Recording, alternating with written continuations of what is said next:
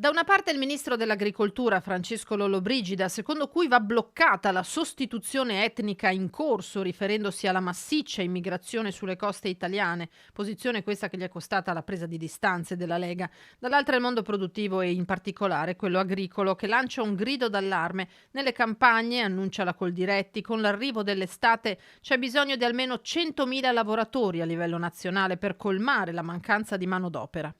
La ministra Calderone oggi in una dichiarazione ha parlato della necessità di coprire circa 1 milione di posti di lavoro in Italia. Effettivamente, per quanto riguarda l'agricoltura, il click day del 27 marzo scorso è stato effettivamente insufficiente, perché degli 82.000 ingressi, circa 44.000 erano rivolti all'agricoltura.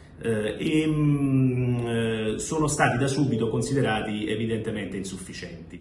La stretta sull'immigrazione e l'urgenza di assumere lavoratori sono due opposti che continuano a scontrarsi, mentre il tema dei flussi regolari di maestranze straniere non prende piede. Servono trattoristi, serricoltori, potatori, tecnici dell'agricoltura 4.0, ma anche raccoglitori di verdure, frutta, vendemmiatori.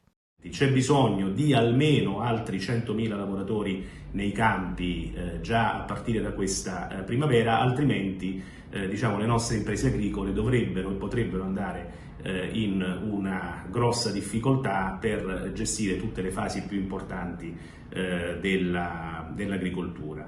Un prodotto agricolo su 4 sostanzialmente viene raccolto da mani straniere, insomma, quindi siamo messi sostanzialmente in questo modo.